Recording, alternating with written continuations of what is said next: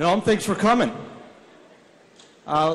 You've mentioned quite a few contradictions from the media and their presentation on things. And I think the most notorious case of this is with September 11th, 2001. You mentioned in a forum on ZNet in 2006 that you wanted to see a consensus of engineers and specialists that understand the actual structures of these buildings and their possible collapse. And there is such a group, and I'm here to tell you about that and ask you a follow-up question. It's called Architects and Engineers for 9/11 Truth. There's a consensus of over 2,000 of them. All right, is this a question or Please a don't statement? interrupt. I'm asking a question. I'm setting it up. Thank you. This consensus shows that Building 7, the third building that fell on 9/11, fell in free fall speed, as this report acknowledges. Are you ready to come forward and jump on board with 9/11? I know you've mentioned it's a distraction, but there's no better case of the media covering up things than not presenting Building 7, that third building. We've all seen the other towers fall, but what about Building 7, Noam? Well, in fact, you're right that there's a consensus among a minuscule number of architects and engineers, tiny number, a couple of them are perfectly serious. They are not doing what scientists and engineers do when they think they've discovered something. What you do, when you think you've discovered something, what you do is write articles in scientific journals, give talks at the professional societies, go to the civil engineering department at MIT or Florida or wherever you are, and present your results, and then proceed to try to convince the national academies, the professional society of physicists and civil engineers, the departments in the major universities, convince them that you've discovered something.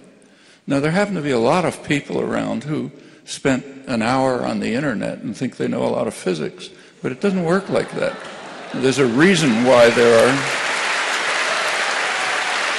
there's a reason, may I finish? There's a reason why there are graduate schools in these departments and research. So the thing to do is pretty straightforward.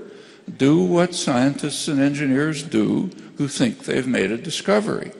Now, when this is brought up, as it has been, there are one or two minor articles, like this one article that appeared in an online journal which claims to have found, where someone claims to have found traces of nanothermite in Building 7. I don't know what that means. You don't know what that means. But if it means anything, bring it to the attention of the scientific community. That's a couple of other fragments like that. So yes, there's a small group of people who believe this, and there's a straightforward way to proceed. Now, when this is brought up, there's a standard reaction. Scientists and engineers and professional societies and physicists are so intimidated by the government that they're afraid to take, they don't have the courage to take this position. Anyone who has any any familiarity with political activism knows that this is one of the safest things you can do. It's almost riskless. People take risks far beyond this constantly, including scientists and engineers. I can have run through and can run through many examples. It's a kind of a, maybe people will laugh at you, but that's about it. It's an almost riskless position. So that can't be the reason why nobody's convinced. However, there's a much more deeper issue, which has been brought up repeatedly, and I have yet to hear a response to it. There happens to be, whatever one thinks about Building 7, frankly, I have no opinion. I don't know as much science and engineering as the people who believe that they have an answer to this. So I am willing to let the professional societies determine it if they get the information.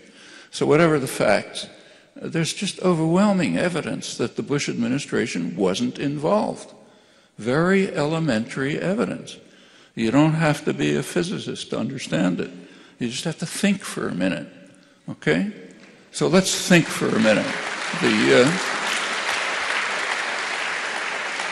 There's a couple of facts which are uncontroversial, right? One fact that is uncontroversial is that the Bush administration desperately wanted to invade Iraq. That's a long-standing goal. There's good reasons for it. Second largest energy resources in the world, right in the middle of the world's major energy-producing region. Perfectly obvious reasons, which they in fact later stated, but they were obvious anyway.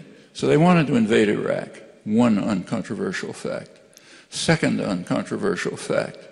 They didn't blame the 9/11 on Iraqis. They blamed it on Saudis, mainly. That's their major ally. So they blamed it on people from their major ally, not on the country that they wanted to invade. The third uncontroversial fact. Unless they're total lunatics, they would have blamed it on Iraqis if they were involved in any way. That would have given them open season on invading Iraq, total support, international support, the UN resolution, no need to concoct wild stories about the weapons of mass destruction and contacts between Saddam and Al-Qaeda, which of course quickly exploded, discrediting them. No reason to invade Afghanistan, which was mostly a waste of time for them. But they didn't. Well, the conclusion is pretty straightforward. Either they are total lunatics or they weren't involved, and they're not total lunatics. So whatever you think about Building 7, there are other considerations to be concerned with. All right, I think our speaker answered that question succinctly, so that's the only question we'll have on that topic.